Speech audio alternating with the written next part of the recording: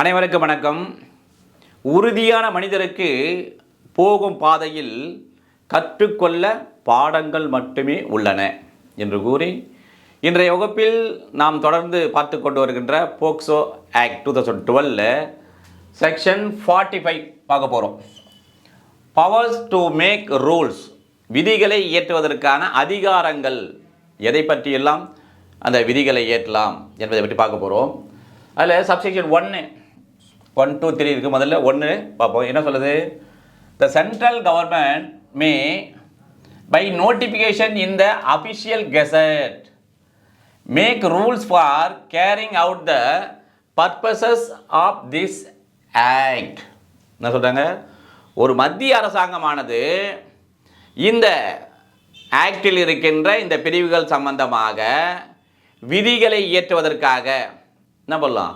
Notification வாயிலாக, அதாவது அறிவிக்கை வாயிலாக அந்த அரசிதழில் வெளியிட்டு இதற்கான என்னென்ன விதிகளை இயற்றலாம் என்ற அந்த விதிகளை இயற்றலாம் என்று சொல்கின்றது.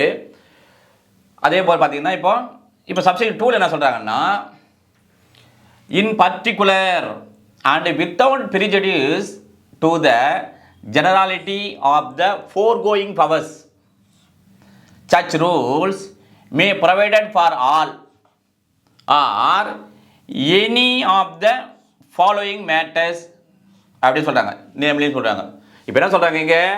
அதாவது இப்போ ஏற்கனவே நம்ம பார்த்தல செக்ஷன் 1 to 44 வரைக்கும் பார்த்துருக்கோம். இதில் ஏற்கனவே கண்டிருக்கின்ற அதிகாரங்களுக்கு, அது இருக்கின்ற மற்றவைகளுக்கு எந்த விதமான குந்தகமும் பிரிஜுடிஸ் அல்லது பாதகமும் ஏற்படாத வகையில் இப்போ கீழே சொல்கிறாங்க. எதை பற்றியெல்லாம் அந்த மத்திய அரசாங்கமானது விதிகளை ஏற்றலாம். இங்கே கீழே சொல்லப்பட்டிருக்கின்ற அனைத்துமே அனைத்திற்குமான விதிகளை ஏற்றலாம், அல்லது கீழே சொல்லப்பட்டிருக்கின்ற எது ஒன்று பற்றியும் விதிகளை இயற்றலாம் என்று சொல்லப்பட்டிருக்காங்க. அப்போ அவை என்னென்ன என்பதை பற்றி நாம் இப்போ பார்ப்போம். இப்போ ஏவில் இது பார்த்தோன்னா 1 வந்து இட் வாஸ் இன்சர்டட் வந்து 16/8/2009 தான் இன்சர்ட் பண்ணுறாங்க. இதை சரி, இது என்ன சொல்கிறாங்க? The manner of deleting or destroying or reporting about pornographic material in any form involving a child to the designated authority under section 15 section 1. இது பார்த்தீங்கன்னா என்ன சொல்லணும்? 15 செக்ஷன் 1 தெரியணும்ல நமக்கு. அது தெரிஞ்சது அதுக்குடைய அர்த்தம் புரியும். Fails to delete or destroy or report, அதாவது என்ன பண்ணுறாரு? ஒரு ஆபாச படம் இருக்கிறாரு குழந்தையை பற்றி, அதை என்ன பண்ணுறாரு? டெலீட் பண்ண, அதை அழித்து விடவோ, அதாவது டெஸ்ட்ராய்னா அழித்து விடுதல், அல்லது என்ன பண்ணுறாங்க? அதை வந்து தெரிவிக்கணும்ல, இது மாதிரி இருக்குதுன்னு சொல்லி. இது மாதிரி செய்யவில்லை என்றால் அப்படி சொல்லுவாங்க. அப்போது இது என்ன விஷயம் சொல்கிறாங்க? அதாவது இந்த மாதிரி செய்கின்ற போது ஒரு போர்னோகிராஃபி என்ன பண்ணுறது? குழந்தையை பற்றி ஒரு ஆபாச படம் எடுக்கிறாரு, அது என்ன பண்ணுறாரு? ஏதோ பர்பஸ், அது என்ன பண்ணணும்? அதை டெலீட் பண்ண வேண்டும். டெலீட்டும் பண்ணலை, இல்லை டெஸ்ட்ராய் பண்ணலை, அல்லது என்ன பண்ணுறது? இன்ஃபார்ம், அந்த ரிப்போர்ட், அறிக்கை சொல்லணும், இது மாதிரி இருக்குது போடணும். இதையெல்லாம் செய்ய தவறுகின்ற போது, அல்லது இதை பற்றி இது சம்பந்தமாக செக்ஷன் 15 செக்ஷன் 1 படி இது விஷயமாக என்ன பண்ணலாம்? விதிகளை இயற்றலாம் என்று சொல்லப்படுகின்றது. அது என்னன்னா அந்த குழந்தை இன்வால்வ் பண்ணது. சரி, அடுத்து பார்த்தீங்கன்னா ஏஏ என்று இதுவும் புதிதாக சேர்க்கப்பட்டது. இங்கே என்ன சொல்கிறாங்க? The manner of reporting about pornography material in any form, எந்த வடிவத்தில் இருந்தாலும், involving a child under section 15 section 2. அங்கே 1 இங்கே 2. அப்போ இங்கே 2 என்ன சொல்கிறாங்கன்னு சொன்னால், transmitting or propagating displaying or distributing. Transmit பண்ணுறான், ஒரு ஃபோட்டோ எடுக்கிறான் ஆபாசமாக அந்த குழந்தைய, அதை என்ன பண்ணுறான்? வேறொருக்கு அனுப்புதல், அல்லது என்ன பண்ண? டிஸ்ட்ரிபியூட் பண்ணுது, கொடுத்தல், வெளி கொடுத்தல், இந்த மாதிரி செய்கின்ற போது, அல்ல ப்ரொபகேட்னானது அது என்ன பண்ணுறாரு? பரப்புறாரு. அப்படியே ப்ரொபகேட் பண்ணுறதுன்னா பரப்புதல், அந்த மாதிரி செய்கின்றார்ல. இது விஷயமாக அந்த விஷயம் அதாவது அந்த குழந்தையினுடைய எந்த வடிவத்தில் அந்த படம் இருந்தாலும், அல்லது எவ்வாறாக அது அமைந்திருந்தாலும், அதையெல்லாம் பண்ணுது அதற்காக, இவற்றையெல்லாம் தடுப்பதற்காக அது சம்பந்தமாக அந்த மத்திய அரசாங்கமானது நோட்டிஃபிகேஷன் வாயிலாக விதிகளை இயற்றலாம். சரி, அடுத்து ஏபி. இதுவும் எப்போ என்ன பார்த்தீங்கன்னா அதே தான், வித் எஃபெக்ட் ஃப்ரம் 16/8/2019 தான் இன்சர்ட் பண்ணி எஃபெக்ட் வந்தது. இங்கே என்ன சொல்கிறார் என்று சொன்னால், the qualifications and experience of and the fees payable to translator or an interpreter, a special educator, or any person familiar with the manner of communication of the child or an expert in that field. இது வரைக்கும் பார்த்துருவோம். அப்புறம் இந்த section என்ன பார்த்துருவோம். என்ன சொல்கிறாங்க, இப்போ குழந்தை ஏதாவது நீதிமன்றத்தில் குழந்தை இருக்குல்ல, இப்போ இந்த குழந்தை இருக்க நீங்கள் பார்த்து நம்ம நீதிமன்றத்தில் குழந்தை இருக்கின்ற போது அந்த குழந்தைக்கு புரியவில்லை, அதாவது என்ன பாவனை பண்ணது, என்ன மொழி, என்ன இது விஷயமெல்லாம் தெரியல. அப்போ அவ்வாறு இருக்கின்ற போது என்ன பண்ணாங்க, யார் அப்பாயின் பண்ணுறாங்க, டிரான்ஸ்லேட்டர். அந்த குழந்தைக்கு என்ன பண்ண, மொழிபெயர்ப்பாளரை நியமிக்கிறார்கள். அடுத்து என்ன, இன்டர்பிரட்டர், அதற்கான விளக்கங்கள் கொடுப்பதற்காக அவர் இன்டர்பிரட்டரை அப்பாயின் பண்ணுறாங்க. அதே போன்று ஸ்பெஷல் எஜுகேட்டர், ஒரு சிறப்பு கல்வியாளரை நியமிக்கிறார்கள். அதே போல அந்த குழந்தையினுடைய அந்த மேனர் எந்த வகையில் அதை கம்யூனிகேட் பண்ணுது, இப்படி பாவனை பண்ணுது, ஏதோ ஒரு கம்யூனிகேஷன் பண்ணுது, அதில் அவர் சிறப்பு வாய்ந்தவர், ஃபெமிலியர்னா அது, அதில் சிறப்பு வாய்ந்தவராக இருக்கின்ற அந்த நபரை அப்பாயின் பண்ணுறாங்க. இவ்வாறெல்லாம் பண்ணுகின்ற போது அல்லது அந்த துறையிலே எக்ஸ்பர்ட் இன் ஃபீல்டு, அந்த துறையில் அவர் என்ன பண்ண நிபுணத்துவம் வாய்ந்தவராக இருக்கின்றார்.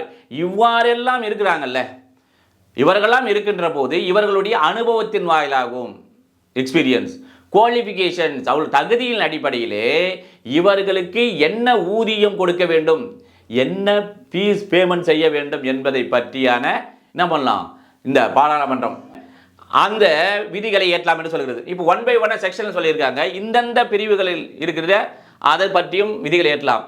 என்னவென்றால் section 19 section 4 payment prescribed translator or and interpreter. சரி, அதே மாதிரி பார்த்தீங்கன்னா section 26 section 2 payment prescribed translator or and interpreter recording the statement of the child, அந்த குழந்தையினுடைய வாக்குமூலத்தை பதிவு செய்கின்ற போது அவருக்கு அந்த payment.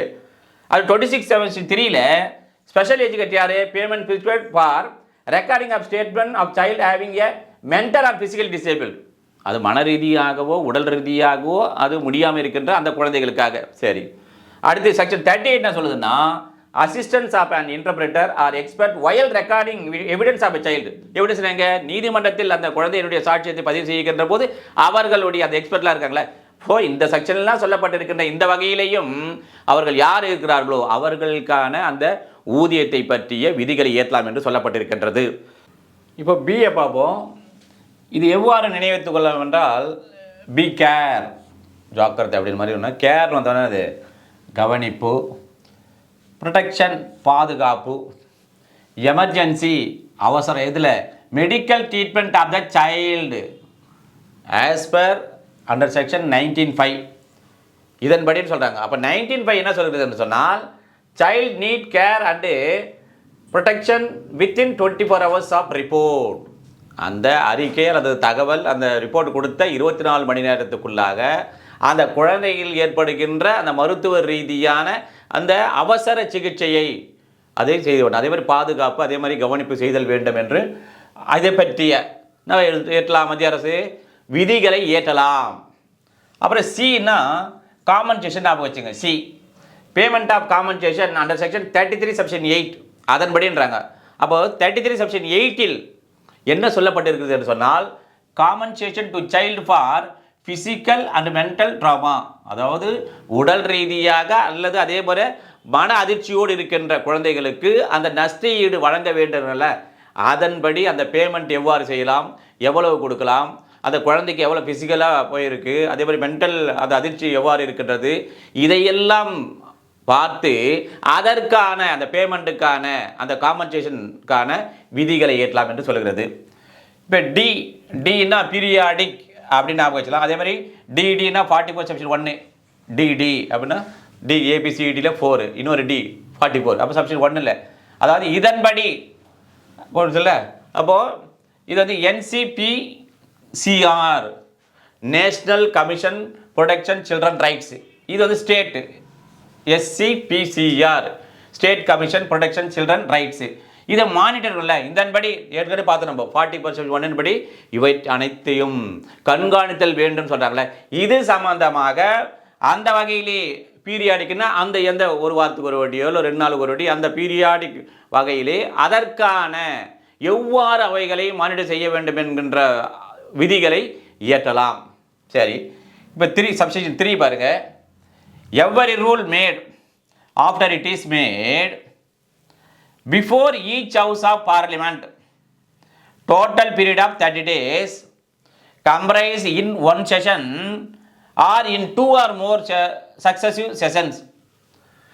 Both houses agree in making any modification in the rule of, or both houses agree that the rule should not be made.